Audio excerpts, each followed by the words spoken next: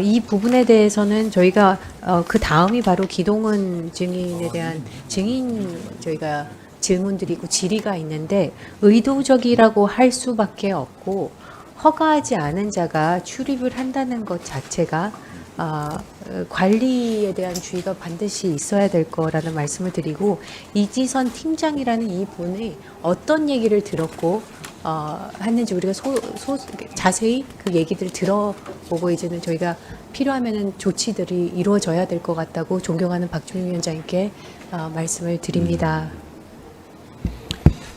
일단은 알겠습니다. 뭐 어떤 방법이 가능한지 한번 강구를 좀 해보겠습니다. 네, 예, 말씀하시죠.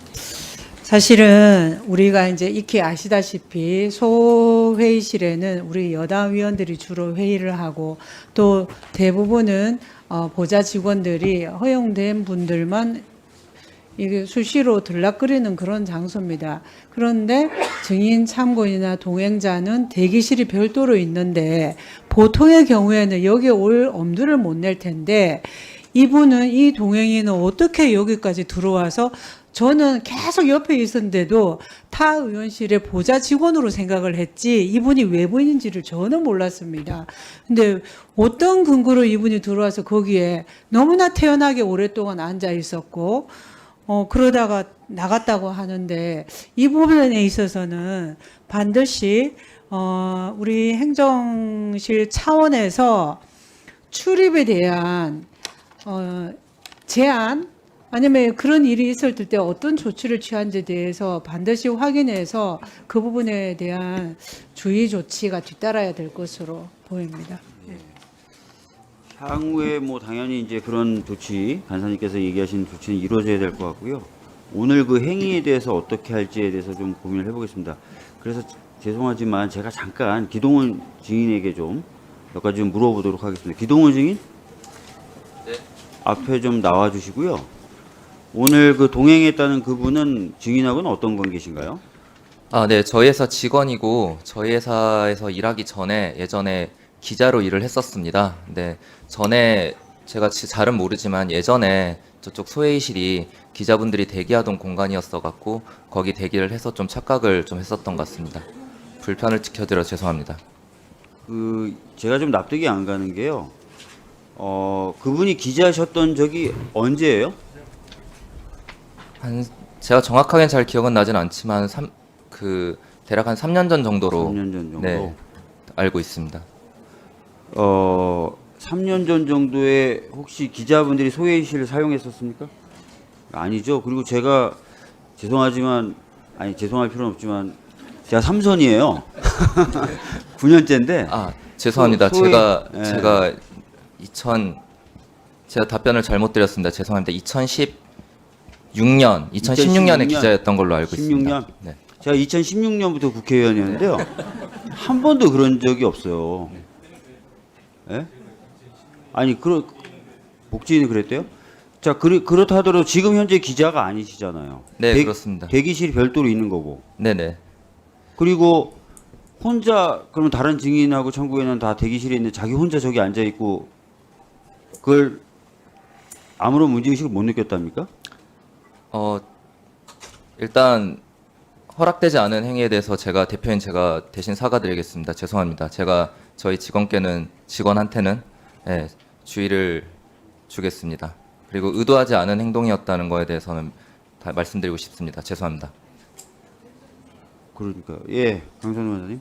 저는 의도하지 않은 행동이었다는 것에 대해서도 의구심을 갖지 않을 수 없는데요. 만약에 의도하지 않은 행동이었다면 저기 소회의실에서 김매 간사님이랑 저도 한참 대화를 나눴는데 그러면 본인이 즉각 이석을 했을 겁니다. 계속해서 앉아 있었어요. 그러니까 저도 이해가 안 가는 게 증인 참고인에 대한 회의실 대기실에 대한 안내가 이미 이루어졌고 다른 증인 참고인들은 다 그 장소에 대기하는데 본인 혼자만 여기 와 있고 그리고 대화가 사적인 대화를 포함해서 공개되는데 적절치 않다고 생각될 만한 대화들이 이루어지고 있는데 계속 자리에 있고 그것을 단순히 과거 2016년에 본인의 기억에 따른 행동이었다라고 하는 것 자체가 이해가 되지 않는데요. 지금 뭐 한지아 의원님이 걱정하시는 거는 이제 곧 증인에 대해서 본인이 질문을 할 건데 관련된 내용이나 이런 것들을 사전에 알아내기 위해서 의도적으로 자리한 게 아닌가 이런 걱정이 있으신 거예요. 네, 아까 제가 대기실에 같이 있었을 때는 자리가 없어서 의자가 없었기 때문에 아마 임의로 갔었던 것 같고 질의하신 내용이나 이런 부분에 대해서는 제가 따로 듣지 않았고 이 부분에 대해서는 다시 한번 사과드리겠습니다. 죄송합니다. 뭐 지금 하시는 얘기도 다 위증죄가 나중에 될 수 있다는 점을 유념해 주셔야 되고요. 네, 이 부분에 대해서는 충분히 유념하고 있습니다. 다시 한번 그래서 명확하게 여쭤보겠습니다. 그분하고 뭐 사전에 이야기를 해서 그분이 이곳에 있었다. 그거 아니라는 거죠? 네, 그렇습니다. 두 번째, 그 이후에 뭔가 본인이 들었다는 내용을 공유하거나 한 적도 없다? 네, 그렇습니다. 저에 대한 질의에 대한 내용에서는 전혀 들은 바가 없습니다. 질의에 관한 내용 말고는요? 다른 내용은 저도 따로 들은 바는 없습니다. 그러니까 아무것도 들은 게 없다? 네, 그렇습니다.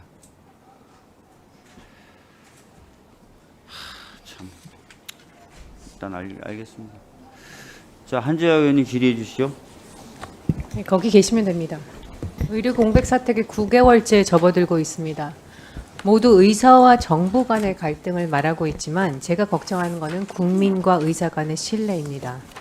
입에 올리기조차 어려운 참담한 언행들이 기동훈 증인이 운영하는 플랫폼인 메디스텝에서 계속되고 있습니다. 그것이 언론 통해 보도되면서 국민이 의사에 대한 신뢰가 산산조각 나고 있죠.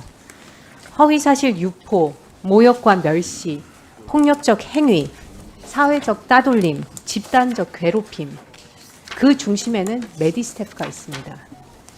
자유롭게 의료 정보를 공유하기 위해 만들어졌죠.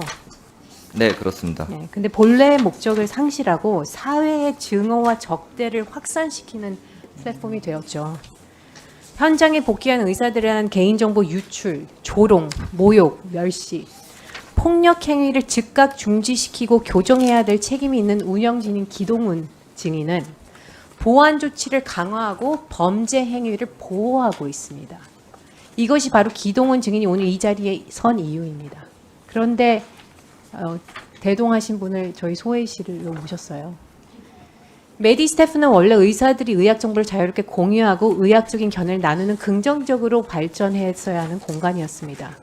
근데 의료 공백 장기화 과정에서 혐오와 적대, 증오의 확산, 그런 플랫폼을 변질되었습니다. 메디스태프는 상당한 보안성을 자랑하죠. 우선 의사면허 번호를 입력하고 운영진이 인증을 해야 회원가입이 됩니다. 화면 캡처 역시 불가능하고 각 게시물에 대한 본인의 핸드폰 번호가 워터마크처럼 찍혀서 다른 카메라로 그 화면을 찍어도 어떤 회원이 화면을 찍었는지 구분할 수 있도록 해놨죠.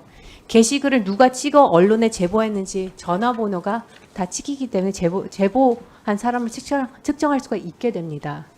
한번 특정되면 강제 탈퇴가 되죠. 또 게시물 작성 후 24시간 이후에는 게시글 작성자를 특정할 수 없게 작성자 정보를 자동 삭제하도록 보안 조치해놨습니다. 특히 경찰의 압수수색 이후에 작성자 정보가 삭제된 시간이 72시간에서 24시간으로 줄었죠. 거기에 더해 플랫폼의 보안 부족으로 피해를 봤다면 보상을 해주겠다는 내용의 공지사항까지 버젓이 올라옵니다. 사회적 따돌림, 집단적 괴롭힘을 용인하고 있고 약자에 대한 폭력을 정당화하는 비겁한 행태입니다. 이런 부분들을 왜 하셨죠? 원래 목표가 이런 거였습니까? 저희 회사는 처음 시작할 yes, 때부터 no로만 답하세요. 예, 어. 아니요로만 답하면 됩니다. 네, 그런 의도로 만들지 않았습니다. 근데 그런 의도로 지금 발전했죠. 그런 의도와 달리 발전했죠. 마치 방 안에 사람을 가두고 고문하면서 그 소리가 밖으로 새어나가지 못하게 방음 장치를 추가하고 또 추가하고 또 추가하고 외부인이 방에 들어오지 못하도록 자물쇠를 채우고 그런 거와 뭐가 다릅니까? 현재 메디스태프에 의해 자행되고 있는 행위들은 결코 표현의 자유가 아닙니다. 명백한 폭력입니다. 하지만 지금까지 증인의 태도를 보면 이런 폭력 행위에 대한 일말의 죄책감이나 반성을 찾아볼 수도 없습니다. 오늘도 마찬가지인 것 같습니다. 소회의실에 본인이 대동한 사람을 들여보낸다는 것 자체가 우리 국회에서는 한 번도 아마 여기 계신 모든 의원들이 들어본 적이 없는 사실일 겁니다. 그렇게 불법을 자행하는 게 자랑일 수는 없죠. 오히려 당당하게 대체 나에게 무슨 잘못이 있냐는 태도로 비춰질 수밖에 없습니다. 증인은 지난 11월 국회 행안위 국정감사 증인으로 출석해서 플랫폼 원칙에 맞춰 이용자 정지, 게시글 삭제 등으로 적극 대응하겠다고 했습니다. 그렇게 증언하셨죠? 네, 그렇습니다. 그러면 플랫폼 원칙이 범죄 옹호입니까? 그럼 언론에 보도되어 큰 논란이 되었던 참의사 리스트, 감사한 의사 리스트, 아카이브 블랙리스트 최초 게시자에 대해서 어떤 조치를 취하셨습니까? 답하세요. 이 부분은 수사 중이라 형사소송법에서 그렇죠. 얘기하실 수가 없겠죠. 부끄럽습니다. 같은 의사로서요. 메디스텝에서 벌어진 불법 행위와 관련해서 기동훈 증인은 수사기관에 전혀 협조하지 않았습니다. 오히려 범죄를 묵인하고 우리 사회의 증오 확산에 열심히 기여했죠.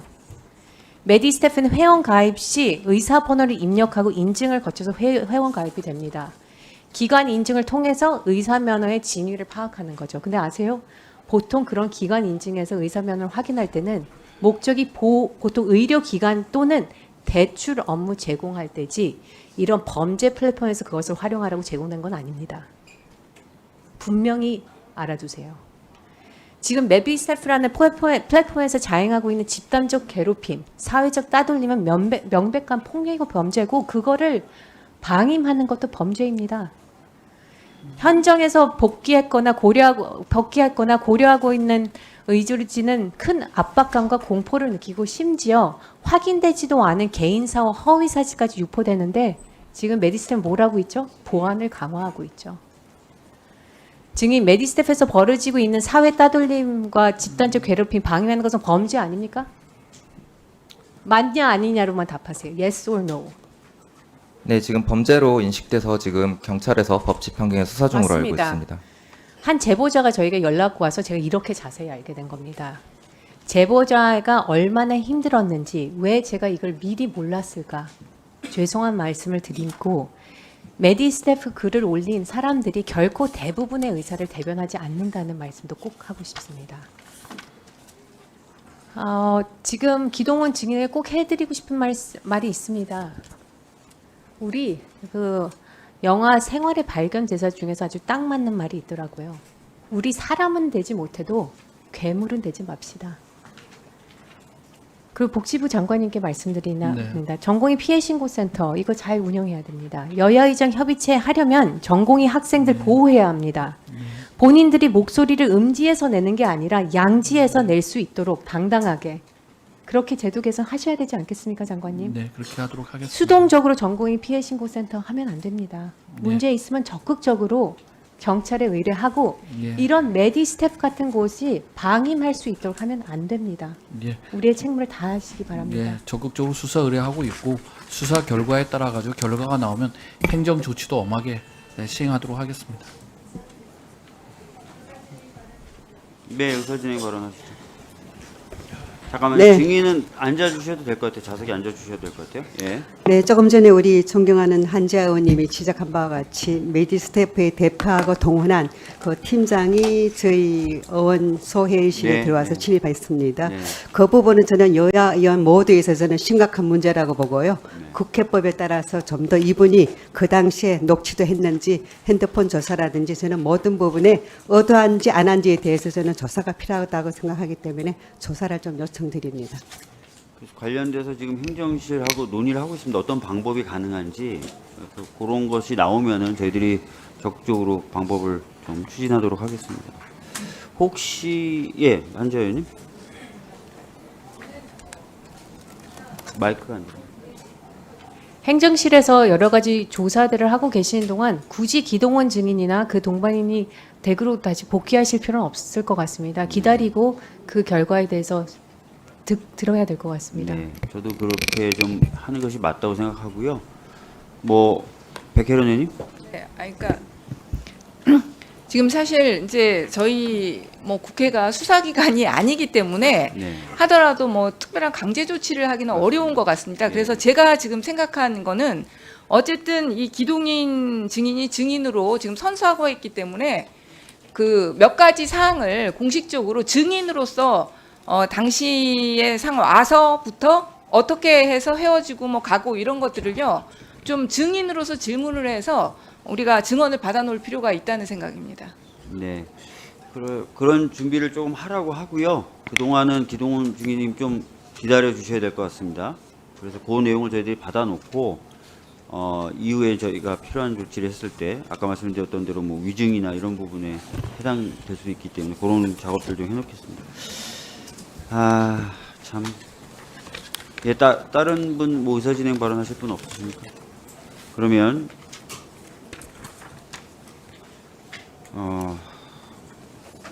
박희승 의원님 질의해 주시기 바랍니다.